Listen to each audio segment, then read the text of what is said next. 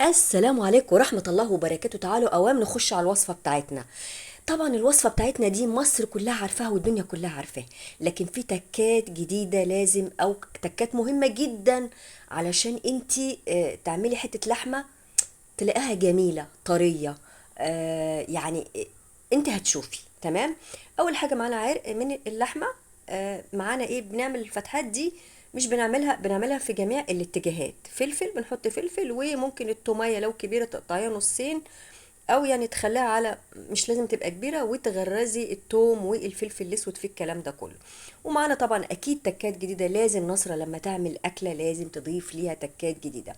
بس مش مهم التكات الجديده قد ما مهم ان انا اقول لك لو انت جايبه حته لحمه زي ديت، لازم عشان تطلعيها جميله معاكي اتبعي الخطوات البسيطه اللي انا من واقع تجاربي وشغلي قابلتها. اول هام يا ست الكل، اول هام احلى تسويه ليها في الفرن. تمام. لما تيجي تعمليها طبعا بتطلعيها من التلاجة، لازم تاخد حرارة المطبخ عشان ما تنزلش مية، وتبقي منشفاها ما فيهاش ريحة المية. تمام. وتكوني الحاجة اللي انت هتعملي لها صدمة فيها تكون سخنة جدا جدا جدا. وكون معاكي معلقة زبدة ومعلقة زيت مسيحين كده تعملي بالفرشة. تمام. تاخد الصدمة بتاعتها من جميع الاتجاهات. تمام. وبعد كده بتولعي الفرن، لازم الفرن يكون محقق درجة سخونية عالية جدا، وتحطيها من تحت يعني اول حاجه من تحت الفرن على الصاجه من تحت خالص. خدي بالك دي اهم حاجه، يا خرابي كنت هنساها. نص معلقه سكر او معلقه سكر صغيره بتغلفي بيها حته اللحمه كلها. ايه يا نصر، هتبقى مسكره؟ لا مش هتبقى مسكره، مش هتبقى مسكره. هتاخديها بقى، طبعا انا عندي الصاجه الجميله اللذيذه اللطيفه دي سخنه جدا جدا، بقالها بتاع 5 دقايق على النار. الفرشه زي ما قلت لك معلقه زيت ومعلقه زبده متسيحين، وهعمل بالفرشه بسيط. خلي بالك قللي نسبه الدهون في الصاجه دي بالذات، لان لا قدر الله لو زودتي هتبقى كارثه. يعني ما تحطيش نسبه دسم فيها كتير لانها ممكن تولع معاكي. دي بالنسبه للطاسه دي بتاع الحديده دي. بنخلي ليه حطيت انا شويه السكر غلفت بيهم؟ ليه ما حطيتهمش في الصاجه؟ لا غلفت بيهم حته اللحمه خارجيا. اول هام عشان تساعد على طراوة اللحمة. تاني هام عشان تدي معايا لون براون بسرعة، اللي هو اللون الغامق بسرعة. ممكن تستبدليها بمعلقة عسل، لكن انا مش عايزة حاجة فيها سوائل تطرطش عليا. تمام. اللهم صل وسلم عليك يا سيدنا النبي. زي ما انت شايفه الفرشه كده بسقسق بسيط كده كده كده، سنه كده كده. تمام. زي ما انت شايفه مش بحط كتير، وبفضل اقلبها يمين وشمال.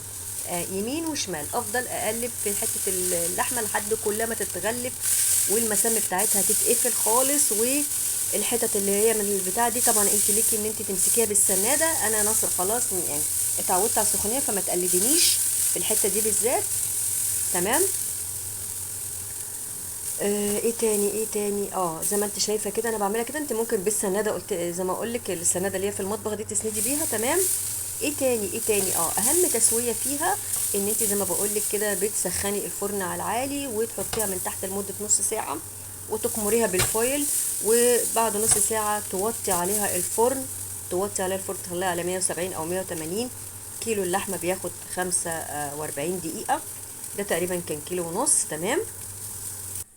ايه تاني يا نصرة؟ طيب هنيجي بقى. ما تحطيش، خدي بالك، ما تجيب، اوعي. طبعا انا حطيت هنا في البتاعه دي حطيت فيها شويه ميه. لا مش هاخد مش هسيب انا الحاجات اللي نزلت من حته اللحمه، لا. يعني دي حاجات برضو مهمه.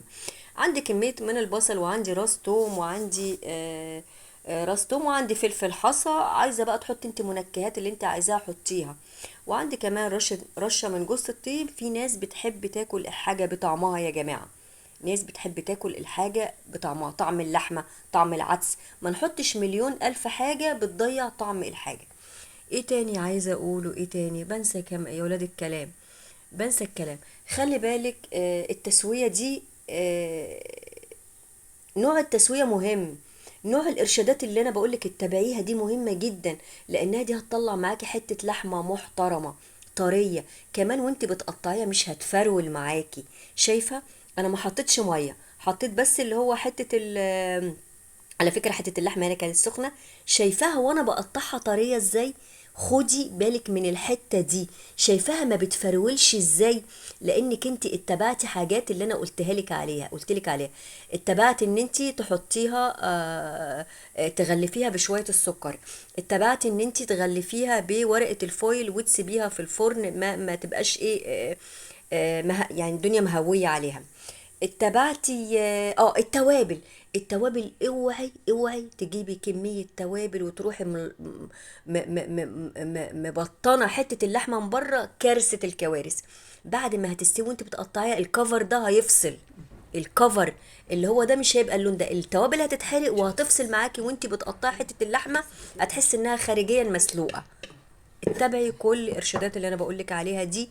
انا مش بعلمك، انا بوريكي. شايفه فين الفتافيت اللي طلعت؟ مفيش فتافيت، لان حته اللحمه طريه جميله. يعني هقول لك ايه، انت الفيديو والله العظيم يتحدث عن نفسه. فانا النهارده مش جايلك اقول لك اعملي اللحمه كده واعلمك اللحمه بتتعمل، كل مصر بتعرف تعمل اللحمه كده. شايفه حته اللحمه طريه ازاي؟ شايفاها حته طريه ازاي؟ لان احنا اتبعنا كل ارشادات اللي انا حبيبه قلبي بقولها لك والله العظيم. انا جايه اقدم لك معلومات، المعلومات دي مش الكل بيتكلم عنها. بتقولك اعملي كذا والتسويه كذا، بس مش اكتر من كده.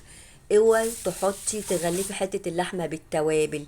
ما تغلفيش حته اللحمه بالتوابل، انا بقولك اهو.